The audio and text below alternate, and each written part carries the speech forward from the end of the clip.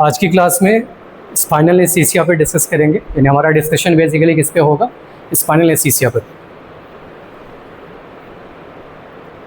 तो सबसे पहले एडवांटेज की बात करेंगे कि स्पाइनल एनेस्थीसिया या लोकल एनेस्थीसिया की बात करें या जनरल एनेस्थीसिया खासतौर से, तो तीनों एनेस्थीसिया में बेसिकली कंपैरिजन हम किसका कर सकते हैं, जनरल एनेस्थीसिया और स्पाइनल एनेस्थीसिया का कंपैरिजन कर सकते हैं।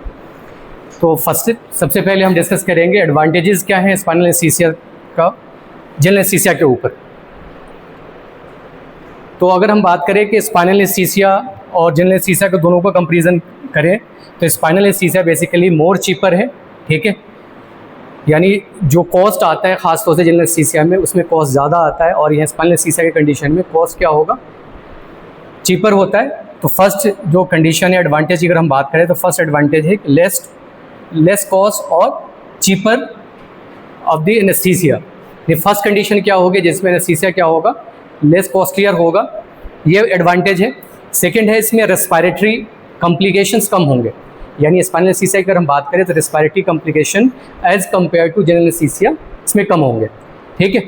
अब रेस्पिरेटरी कॉम्प्लिकेशंस कौन कौन से हो सकते हैं, तो रेस्पिरेटरी कॉम्प्लिकेशंस हो सकते हैं पल्मोनरी एस्पिरेशंस का, ठीक है, ब्रोंकोस्पाज्म कंडीशन डेवलप हो सकती है जनरल एनेस्थीसिया में, लैरिंजियोस्पाज्म डेवलप हो सकता है और पोस्ट ऑपरेटिव एटलेक्टेसिस डेवलप हो सकती है जनरल एनेस्थीसिया में। तो ये सारी कॉम्प्लिकेशन स्पाइनल एनेस्थीसिया के साथ नहीं है। तो फर्स्ट जो एडवांटेज हमने डिस्कस किया, फर्स्ट एडवांटेज ये है कि चीपर है। सेकंड एडवांटेज है रेस्पिरेटरी कॉम्प्लिकेशंस कम है स्पाइनल एनेस्थीसिया के अंदर, ठीक है। अब जो कॉम्प्लिकेशन है वो हमने डिस्कस कर लिया, पल्मोनरी एस्पिरेशन हो सकता है जनरल एनेस्थीसिया के अंदर, ये नहीं होता यहाँ। ब्रोंकोस्पाज्म डेवलप हो सकता है जनरल एनेस्थीसिया के केस में, वो नहीं होता। लैरिंजियोस्पाज्म की कंडीशन डेवलप हो सकती है जनरल एनेस्थीसिया के केस में, वो नहीं होता। पोस्ट ऑपरेटिव एटलेक्टेसिस डेवलप हो सकती है जनरल एनेस्थीसिया की कंडीशन में, वो नहीं होता स्पाइनल एनेस्थीसिया में। तो बेसिकली ये एडवांटेजेस हैं इसके स्पाइनल एनेस्थीसिया की जनरल एनेस्थीसिया के ऊपर।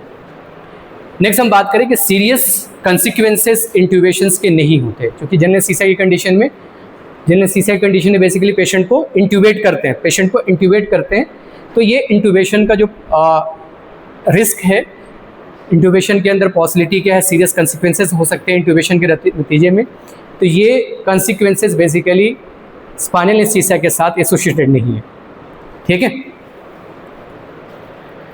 तो सीरियस कंसिक्वेंसेस कौन कौन से हो सकते हैं, सीरियस कंसिक्वेंसेस हो सकते हैं कार्डियोवास्कुलर रिस्पॉन्स, इसमें टेकीकार्डिया हो सकता है या ब्रेडीकार्डिया की कंडीशन डेवलप हो सकती है। तो ये स्पाइनल एनेस्थीसिया के साथ एसोसिएटेड नहीं है। इंट्यूबेशन कई बार फेल हो सकता है, तो पॉसिबल है कि दोबारा हमें इंट्यूबेट करने की ज़रूरत पड़ सकती है, या इंट्यूबेशन अगर फेल हो गया तो पॉसिबिलिटी क्या होगी, हाइपोक्सिया डेवलप हो सकता है। तो ये चूँकि हम यहाँ इंट्यूबेट ही नहीं करते, हम एनेस्थीसिया जो एनेस्थेटिक एजेंट है जो स्पाइनल एनेस्थीसिया की कंडीशन में हम इंजेक्ट करते हैं स्पाइनल कॉर्ड के अंदर, स्पाइनल कॉर्ड कह सकते हैं, स्पाइनल वर्टिब्रा के अंदर बेसिकली अगर हम बात करें तो वर्टिब्रल कॉलम होता है, उसके अंदर बेसिकली कॉलमनार स्ट्रक्चर होता है जिसके अंदर स्पाइनल कॉर्ड प्रेजेंट होता है। इसी स्पाइनल कॉर्ड के आसपास जो स्पेस है उसके अंदर हम स्पाइनल एनेस्थेटिक एजेंट को इंजेक्ट करते हैं। तो चूँकि इंट्यूबेशंस हमें ज़रूरत नहीं पड़ती, तो इससे रिलेटेड जो कॉम्प्लिकेशंस है वो एसोसिएटेड नहीं है स्पाइनल एनेस्थीसिया में। ऐसे ही सिस्टमिक साइड इफेक्ट हो सकते हैं जनरल एनेस्थीसिया के, सिस्टमिक डिफरेंट सिस्टम पे उस पर इफेक्ट पड़ता है, कार्डियोवास्कुलर टॉक्सिसिटी हो सकती है, उसमें रेस्पिरेटरी कॉम्प्लिकेशन डेवलप हो सकते हैं, रिनल टॉक्सिसिटी हो सकती है। तो ये सारे बेसिकली जो कॉम्प्लिकेशन है या साइड इफ़ेक्ट हैं, सिस्टमिक साइड इफ़ेक्ट है जनरल ड्रग्स का, वो यहाँ नहीं देखा जाता। ब्लीडिंग यहाँ पे कम होती है, इन स्पाइनल एनेस्थीसिया में जब भी ऑपरेशन करते हैं तो bleeding compare to general anaesthesia या बाकी एनेस्थीसिया के जो टाइप्स हैं उसकी कंपेरिजन में स्पाइनल एनेस्थीसिया में ब्लीडिंग क्या होगी, लेस होती है, लेस ब्लीडिंग होती है। लेस ब्लीडिंग होने के पीछे रीज़न है लो मीन आर्टेरियल प्रेशर होता है, यानी मीन आर्टेरियल प्रेशर लो होता है। क्यों होता है, कैसे, बेसिकली क्योंकि जो भी स्पाइनल एनेस्थीसिया हम देते हैं तो जो मसल्स होती हैं जो रिस्पॉन्सिबल है कॉन्ट्रैक्शन के लिए, आर्टेरियल कॉन्ट्रैक्शन के लिए या वेनस रिटर्न के लिए, चूँकि पैरालाइज हो जाती हैं, पैरालाइज होने के नतीजे में वेनस रिटर्न जो होगा हैम्पर होता है, यानी पेरिफेरल पूलिंग होती है। पेरिफेरल पूलिंग होने के नतीजे में फाइनली क्या होगा, हाइपोवोलेमिया डेवलप हो जाता है। हाइपोवोलेमिया होगा तो फाइनली मीन आर्टेरियल प्रेशर जो होगा कम हो जाएगा। मीन आर्टेरियल प्रेशर कम होने की वजह से ब्लीडिंग कम होती है। तो ये भी एडवांटेज है बेसिकली स्पाइनल एनेस्थीसिया का, ठीक है। इसके अलावा मॉर्बिडिटी और मोर्टेलिटी इसमें कम है as compare to general anaesthesia, ठीक है। यहाँ पे थ्रोम्बोएम्बोलिज्म की इंसिडेंस भी कम है, और इसके अलावा डिक्रीज चांसेस होता है इन्फेक्शन का और एरिथमियास का। नेक्स्ट हम बात करेंगे स्ट्रक्चर्स, कौन कौन से स्ट्रक्चर्स हैं जो इनकाउंटर्ड होते हैं खास तौर से स्पाइनल एनेस्थीसिया जब हम देते हैं स्पाइनल कॉर्ड के अंदर। तो जो भी स्ट्रक्चर्स इनकाउंटर होंगे उनके एक ब्रीफली हम एनाटॉमिकल स्ट्रक्चर्स भी हम डिस्कस करेंगे, साथ साथ में पहले हम इनका नाम जानेंगे। तो अगर स्ट्रक्चर्स की बात करें कौन कौन से स्ट्रक्चर्स हैं जो खास तौर पे जब स्पाइनल कॉर्ड के अंदर हम इंजेक्शन देंगे या स्पाइनल एरिया के अंदर इंजेक्शन देंगे स्पाइनल एनेस्थीसिया के फॉर्म में, तो कौन कौन से स्ट्रक्चर्स होंगे जिनको हमें पियर्स करना पड़ता है स्पाइनल नीडल के थ्रू। तो फर्स्ट स्ट्रक्चर है, ये बेसिकली स्ट्रक्चर्स जो हम डिस्कस कर रहे हैं पोस्टीरियर टू एंटीरियर, यानी पीछे की तरफ से ये पोस्टीरियर सरफेस है, पोस्टीरियर सरफेस से लेकर एंटीरियर सरफेस, यानी स्पाइनल एरिया की हम बात कर रहे हैं। तो फर्स्ट स्ट्रक्चर है स्किन, जो स्पाइनल एरिया के अंदर जो स्किन है उसको हम पियर्स करेंगे। सेकंड स्ट्रक्चर है सबक्यूटेनियस टिश्यू, यानी स्किन के नीचे जो टिश्यू होगी सबक्यूटेनियस टिश्यू होगी, उसको पियर्स करेंगे। सुप्रा स्पाइनेटस लिगामेंट है, बेसिकली लिगामेंट है जो दो वर्टिब्रा की जो स्पाइनस प्रोसेस है उसको अटैच करेगा, उसको ज्वाइन करता है। तो इस लिगामेंट का नाम है सुप्रा स्पाइनस लिगामेंट, सुप्रा स्पाइनेटस लिगामेंट, यानी स्पाइनस प्रोसेस के ऊपर ये लिगामेंट प्रेजेंट है, इसी वजह से इसको बोलेंगे सुप्रा स्पाइनेटस लिगामेंट। तो जो थर्ड स्ट्रक्चर है सुप्रा स्पाइनेटस लिगामेंट है, उसके बाद इंटर स्पाइनस लिगामेंट, यानी दो स्पाइन के बीच में जो लिगामेंट है उसको पियर्स करेंगे। उसके बाद एक और लिगामेंट है जिसको बोलते हैं लिगामेंटम फ्लेबम, लिगामेंटम फ्लेबम, ये टफ स्ट्रक्चर होता है। लिगामेंटम फ्लेबम बेसिकली टफ स्ट्रक्चर है। इसके बाद आप इपिड्यूरल स्पेस के अंदर पहुंच जाते हो या ड्यूरल स्पेस के अंदर पहुंच जाते हो। तो जब हम लिगामेंटम फ्लेबम को बेसिकली जब पियर्स करते हैं तो रेसिस्टेंस लॉस हो जाता है।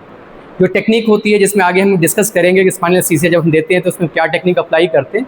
तो जो एनेस्थीसिया दे रहा होता है वो निडल को पियर्स करता है, इन स्ट्रक्चर्स को पियर्स करते हुए जब लिगामेंटम फ्लेबम को पियर्स करेगा तो फाइनली जो रेसिस्टेंस होगा वो लेस रेसिस्टेंस फील करता है या लॉस ऑफ रेसिस्टेंस होगा।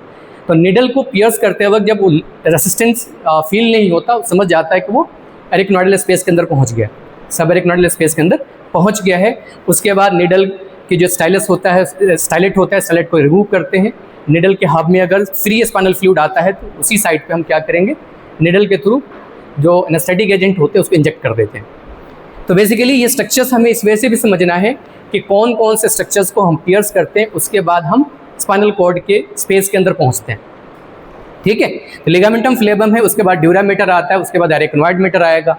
ठीक है, तो ये स्ट्रक्चर्स है खास तौर से जो हम स्पाइनल एनेस्थीसिया की कंडीशन में जब needle spinal needle specialised type of the needle होती है, लॉन्ग निडल होती है, इसके अलग अलग साइजेस हैं। 25 गेज की निडल आती है, 26 गेज की निडल आती है। और तो ये निडल्स बेसिकली जब हम पियर्स करते हैं तो दो स्पाइन के बीच का जो स्पेस होता है वो चूज़ करते हैं। उसके बाद निडल को हम इन स्ट्रक्चर्स को पियर्स करते हुए हम एरिकनॉइडल स्पेस के अंदर पहुँचते हैं। जब CSF का फ्री फ्लो दिख जाता है निडल हब के अंदर, उसके बाद हम जो एनेस्थेटिक एजेंट पहले से हम तैयार रखते हैं उसको इंजेक्ट कर देते हैं। ठीक है, क्लियर है। अब एक ब्रीफ एनाटॉमिकल डिस्क्रिप्शन थोड़ा सा यहाँ होगा, तो ख़ास तौर से इस इमेज की मदद से इसको समझने की कोशिश करेंगे। जो फर्स्ट स्ट्रक्चर है जो हम कट करेंगे, तो ये स्किन की जो लेयर होगी, वर्टिब्रा को आप किस तरह से देख रहे हैं, पोस्टीरियर से एंटीरियर, यानी ये पोस्टीरियर एस्पेक्ट है और ये एंटीरियर एस्पेक्ट है। तो फर्स्ट स्ट्रक्चर से बेसिकली जिसको हम पियर्स करेंगे वो है स्किन। उसके बाद कौन सा स्पेस आएगा, सबक्यूटेनियस टिश्यू का आएगा। ठीक है, ये स्किन के नीचे की जो लेयर आएगी वो आएगी। उसके बाद सुप्रा स्पाइनेटस लिगामेंट, उसके बाद इंटर स्पाइनस लिगामेंट, उसके बाद लिगामेंटम फ्लेबम, जो लिगामेंटम फ्लेबम ये है। ठीक है, उसके बाद आप कहाँ पहुँचोगे, स्पाइनल स्पेस के अंदर पहुँच जाते हो। फिर एपिड्यूरल स्पेस आता है, जो आउटसाइड द ड्यूरामीटर के बाहर का जो स्पेस होगा वो एपिड्यूरल स्पेस होगा। तो एपिड्यूरल एनेस्थीसिया भी हम देते हैं। और ऐसे ही जो स्पाइनल स्पेस है, यानी जिसको बोलते हैं सब एरिकनॉइडल स्पेस, सब एरिकनॉइडल स्पेस के अंदर, तो एपिड्यूरल स्पेस के अंदर अगर एनेस्थेटिक एजेंट को इंजेक्ट करेंगे तो इसको बोलेंगे एपिड्यूरल एनेस्थीसिया। इसको क्या बोलेंगे, एपिड्यूरल एनेस्थीसिया। अगर स्पाइनल स्पेस के अंदर इंजेक्ट करेंगे तो इसको बोलेंगे सब एरिकनॉइडल, यानी सब एरिकनॉइड मैटर के नीचे हम कर रहे हैं। जो एनेस्थेटिक एजेंट है जिसको इंजेक्ट कर रहे हैं वो कहाँ कर रहे हैं, एरिकनॉइडल स्पेस के नीचे कर रहे हैं, इसको बोलेंगे सब एरिकनॉइडल स्पेस। क्लियर है यहाँ तक।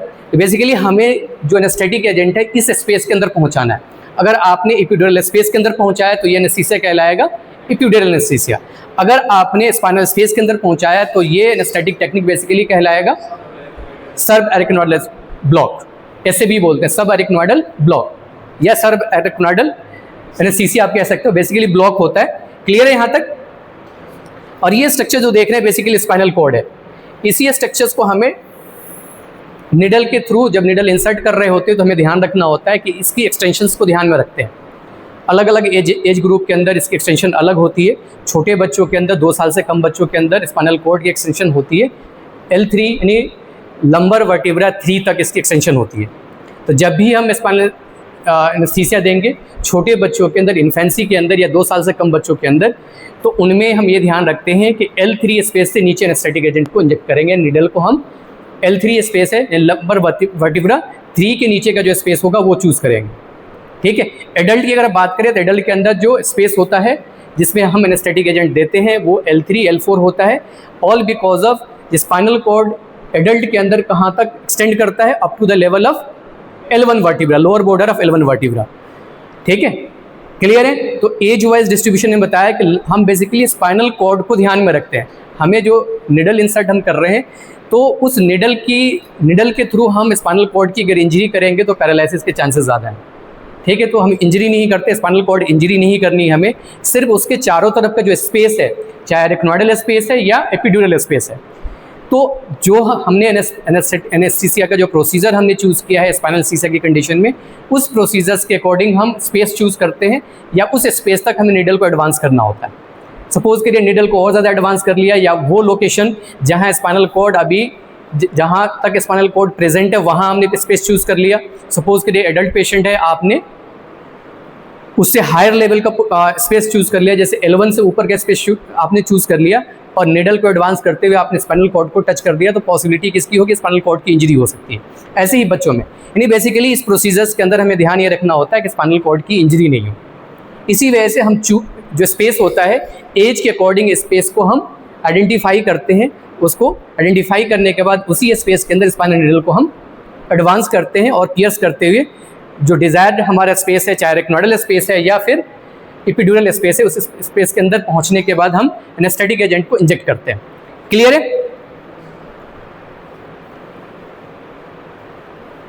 अब इसमें थोड़ा सा ये भी ध्यान रखना होता है, जो स्पाइनल वर्टिब्राज हैं, स्पाइनल वर्टिब्राज की जो स्पाइनस प्रोसेस होती है वो थोड़ी सी ऑब्लिक होती है, तो उसी स्पेस को यानी 2 स्पाइनस स्पेस का जो ऑब्लिक स्पेस है उसको यूटिलाइज करते हुए हम निडल को इंसर्ट करते हैं। सरफेस लैंडमार्क की बात करें, खासतौर से जब स्पाइनल या एपिड्यूरल एनेस्थीसिया हम दे रहे हैं तो सरफेस लैंडमार्क कौन सी है जिसका ध्यान हमें रखना पड़ता है। तो सरफेस लैंडमार्क बेसिकली हम 2 या 3 इसमें लैंडमार्क्स हैं। जो सबसे ज़्यादा कॉमन या कॉमनली यूज़ होने वाली जो लैंडमार्क है वो है टफियर लाइन। टफियर लाइन को समझ लें कि बेसिकली ये लाइन है जो हाईएस्ट पोजीशन होगा इलियस क्रेस्ट का, उसको ज्वाइन करता है। ये 2 इलियस क्रेस्ट को ज्वाइन करने वाली लाइन बेसिकली कहलाएगी टफियस लाइन। और इसको अगर वर्टिब्रा के कंपेरिजन में हम देखें तो वर्टिब्रा L4 वर्टिब्रा जो L5 जो इंटरस्पेस वर्टिब्रा स्पेस होगा ये इससे क्रॉसपॉन्ड करता है। यानी L5 वर्टिब्रा क्रॉसपॉन्ड करेगा टफियस लाइन से, यानी इसी स्पेस के अंदर हमें स्पाइनल एनेस्थीसिया देना होता है एडल्ट के अंदर। ठीक है, तो सबसे पहले हम इस लैंडमार्क को कैसे आइडेंटिफाई कर सकते हैं जो L5 इंटरस्पेस है, या बेसिकली हम L4 और L5 इंटरस्पेस अगर हम चूज़ कर रहे हैं तो उसको कैसे आइडेंटिफाई करेंगे। तो एक और तरीका है कि जो अम्बिलिकस की साइट होती है वो क्रॉसपॉन्ड करता है किससे, L4 वर्टिब्रा से क्रॉसपॉन्ड करता है। तो अम्बिलिकस के साइट पे हम बेसिकली अपने हाथ से ऐसे रखते हुए जो स्पाइनल कॉर्ड का एरिया होता है या स्पाइनस प्रोसेस का एरिया होता है वहाँ तक हम रीच करते हैं और इस तरह से फील करते हुए, स्पाइन्स को फील करते हुए हम इस स्पेस तक आते हैं और 2 स्पाइन के बीच में यानी L4 और L5 के बीच में हम जो स्पेस सेलेक्ट करेंगे और वहीं से निडल को एडवांस करते हैं और फाइनली जो हमारा डिज़ायर स्पेस है उसको रीच करते हैं। क्लियर है। तो हमें लैंडमार्क खासतौर से कौन सा रखना है, L4 और L5 जो वर्टिब्रल इंटरवर्टिब्रल स्पेस है उसको कैसे आइडेंटिफाई करेंगे। आइडेंटिफाई करने का तरीका मैंने बता दिया, एक तो ये लाइन है, दूसरा है कि अम्बिलिकस की पोजीशन L4 वर्टिब्रा के कॉरस्पॉन्डिंग होती है। तो अम्बिलिकस के साइड पे हम बेसिकली जो हमारा स्पाइनस प्रोसेस होगा, 2 स्पाइन का जो स्पेस होगा वो कॉरस्पॉन्ड करेगा L4 और L5 इंटरवर्टिब्रल स्पेस में। क्लियर है यहाँ तक। इपिड्यूरल स्पेस या एक्स्ट्राड्यूरल स्पेस, इपिड्यूरल स्पेस जब हम कहते हैं तो इसके अंदर दोनों इंक्लूड होता है, एक्स्ट्राड्यूरल और पेरिड्यूरल स्पेस। तो ये बेसिकली जैसे मैंने शुरू में बता दिया कि epidural space basically dura mater का बाहर का जो स्पेस होगा वो कहलाएगा एपिड्यूरल स्पेस। ठीक है। और ये एक और स्ट्रक्चर, इससे ऊपर जो स्ट्रक्चर है लिगामेंटम फ्लेबम है। तो बेसिकली जो एपिड्यूरल स्पेस है वो लाई करेगा ड्यूरामेटर और लिगामेंटम फ्लेबम के बीच में। यानी बेसिकली ये स्पेस जिसकी हम बात कर रहे हैं एपिड्यूरल स्पेस, तो एपिड्यूरल स्पेस किसके बीच में लाई करेगा? ड्यूरामेटर और लिगामेंटम फ्लेबम के बीच में। ठीक है, इसकी एक्सटेंशंस की बात करें कि अगर एपिड्यूरल स्पेस की एक्सटेंशंस की बात करें तो इसकी एक्सटेंशन है फोरामेन मैग्नम से लेकर सेक्रल हाइटस तक, ये इसकी एक्सटेंशन है। तो जो इस स्पेस के अंदर जो एनेस्थेटिक एजेंट हम इंजेक्ट करेंगे वो स्पाइनल एनेस्थीसिया का ही टाइप होगा। बेसिकली इस तरह का एनेस्थेटिक एजेंट जिसको हम एपिड्यूरल स्पेस के अंदर इंजेक्ट कर रहे हैं उसको बोलेंगे एपिड्यूरल एनेस्थीसिया। एपिड्यूरल एनेस्थीसिया बहुत सारे प्रोसीजर्स हैं, या जिसमें खास तौर से लॉन्ग स्टैंडिंग पेन है, या कोई ऐसा पेशेंट है जो सफ़र कर रहा है, कार्सिनोमा से सफ़र कर रहा है, या ऐसी कोई डिजीज़ से सफ़र कर रहा है जिसमें बार बार उसको पेन मैनेजमेंट की ज़रूरत पड़ रही है, पेन किलर लेने की ज़रूरत पड़ रही है, तो ऐसी कंडीशन में एपिड्यूरल एनेस्थीसिया को यूटिलाइज़ करते हैं। या ख़ास तौर से डिलीवरीज़ की बात करें, डिलीवरीज़ को कई बार पेन फ्री करने के लिए ऐसी कंडीशन में एपिड्यूरल एनेस्थीसिया देते हैं। तो मल्टीपल इंडिकेशन है, ख़ास तौर से जहाँ पे हमें लॉन्ग टर्म या लॉन्ग ड्यूरेशन तक जहाँ पेन किलर हमें देना है, उस कंडीशन में हम एपिड्यूरल एनेस्थीसिया का जो ट्यूब होता है वहाँ तक इंसर्ट करके उस स्पेस के अंदर बाहर उसका कैनुला या उसकी जो आउटर लीड होता है उसको हम फिक्स कर देते हैं। और जब भी ज़रूरत होती है, जब भी एनेस्थेटिक इफेक्ट की ज़रूरत होती है या पेन किलर या पेन की सेंसेशन पेशेंट में बढ़ रही होती है, तो हम एनेस्थेटिक एजेंट डाइल्यूटेड फॉर्म में उसको बेसिकली एनेस्थेटिक एजेंट को हम एपिड्यूरल स्पेस के अंदर इंजेक्ट कर देते हैं और उस वजह से पेन जो होगा रिलीफ हो जाता है। तो एपिड्यूरल स्पेस बेसिकली हम यूटिलाइज करते हैं इन कंडीशंस के लिए। क्लियर है यहाँ तक? नेक्स्ट हम बात करेंगे एपिड्यूरल स्पेस के अंदर कौन कौन से स्ट्रक्चर्स प्रेजेंट है। तो इसमें एंटीरियर और पोस्टीरियर नर्व रूट होंगे। ठीक है, एपिड्यूरल वेन है इसके अंदर प्रेजेंट है, स्पाइनल आर्टरीज है, लिम्फेटिक्स हैं और फैट है इसके अंदर। एनाटॉमी, स्पाइनल कॉर्ड की एनाटॉमी आप इससे पहले क्लासेस में पढ़ के आए होंगे, पर फिलहाल ये एक ब्रीफ रिकैप है। खास तौर से अगर एनाटॉमिकल डिस्क्रिप्शंस की अगर बात करें तो स्पाइनल कॉर्ड एक्सटेंड होता है, जैसे मैंने शुरू में बताया था कि L1 वर्टिब्रा एडल्ट के अंदर, यानी एडल्ट है तो उसमें स्पाइनल कॉर्ड की एक्सटेंशन कहाँ तक होती है? Lower border of L1 vertebra. L1 यानी फर्स्ट लंबर वर्टिब्रा। अगर हम बच्चों के अंदर बात करें या खास तौर से इन्फेंट्स के अंदर हम बात करें तो उसकी एक्सटेंशन होती है lower border of L3 vertebra, यानी लंबर वर्टिब्रा 3 तक इसकी एक्सटेंशन होती है। तो ये बेसिकली इन्फॉर्मेशन यूटिलाइज हमें करनी है, खास तौर से जब हम एनेस्थीसिया दे रहे हैं। अगर बच्चा है, इन्फेंट्स है, इन्फेंट के अंदर बेसिकली अगर हम एनेस्थीसिया देंगे तो किस साइड पे देंगे? L3 से नीचे का स्पेस हम चूज़ करेंगे, L4 L5 हम चूज़ करेंगे। ठीक है, एडल्ट के अंदर क्योंकि स्पाइनल कॉर्ड एंड होता है कहाँ तक? L1 वर्टिब्रा तक, तो L2 L3 का स्पेस हम चूज़ कर सकते हैं या उसका लोअर स्पेस चूज़ कर सकते हैं। ये बात समझ में आ रही है ना आपको? क्लियर?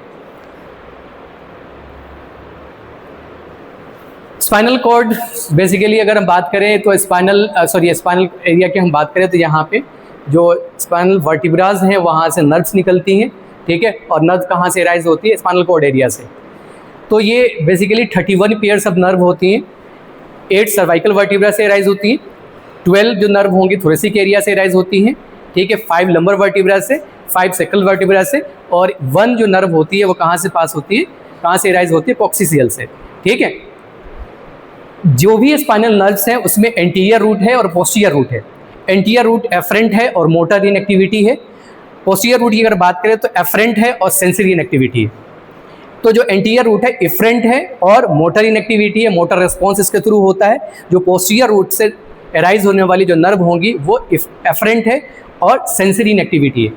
क्लियर है? यानी सेंसरी रिस्पॉन्स जो होगा किसके थ्रू होगा? पोस्टीरियर रूट के थ्रू, और मोटर रिस्पॉन्स किसके थ्रू होगा? एंटीरियर रूट के थ्रू। CSF जो सिक्रेट होता है क्रोइडल प्लेक्सस है, आपने इसका नाम सुना होगा, क्रोइड प्लेक्सस है। इसके थ्रू खासतौर से 3rd, 4th और लेटरल वेंट्रिकल्स उसके through choroid plexus of the 3rd, 4th और लेटरल वेंट्रिकल्स हैं, उसके थ्रू एब्जॉर्ब होगा। और इसका एब्जॉर्प्शन बेसिकली वेनस साइनसेस से होता है। दोबारा इसको समझते हैं कि स्पाइनल से CSF की अगर हम बात करें, सेरिब्रल स्पाइनल फ्लूइड की अगर बात करें तो इसका सिक्रीशन होता है क्रोइडल प्लेक्सस से। एब्जॉर्प्शन किसके थ्रू होता है? वेनस साइनसेस से और एरेक्नोइड विलाइज की मदद से। ओवरऑल बात करें 24 आवर के अंदर 500 ml CSF क्या होता है? फॉर्म होता है, और ये जो लेवल है रेगुलेट होता रहता है। बेसिकली जगह स्पाइनल जो सेरिब्रल स्पाइनल फ्लूइड बन रहा है वो एब्जॉर्ब भी होता है। एब्जॉर्ब किसके थ्रू होता है? वेनस साइनसेस के थ्रू और एरिकनॉइड विलाइज के थ्रू, ये रीअब्जॉर्ब होता रहता है, तो लेवल रेगुलेट होता रहता है। ठीक है, तो टोटल वॉल्यूम अगर हम बात करें 140 ml होता है, यानी सेरिब्रोस्पाइनल फ्लूइड का अगर वॉल्यूम की हम बात करें तो टोटल सेरिब्रोस्पाइनल फ्लूइड की अगर हम वॉल्यूम की बात करें तो 140 ml है। टोटल सिक्रीशन कितना होता है 500 ml, तो 500 ml बेसिकली ये रीअब्जॉर्ब होता रहता है, सिक्रीट तो होता है। रेगुलेटेड वॉल्यूम कितना रहता है CSF का 140 ml ही रहता है। टोटल फॉर्मेशन कितनी होती है 500 ml, यानी 140 के अलावा जो रेस्ट ऑफ द जो सिक्रीशन होगा वो रीअब्जॉर्ब हो जाएगा किसके थ्रू, वेनस साइनसेस के थ्रू या एरिकनॉइड विलाइज के थ्रू। इसकी स्पेसिफिक ग्रेविटी की अगर बात करें स्पाइनल कॉर्ड सेरिब्रोस्पाइनल फ्लूइड की, अगर हम स्पेसिफिक ग्रेविटी की बात करें तो इसकी स्पेसिफिक ग्रेविटी होती है 1.003 से लेकर 1.009।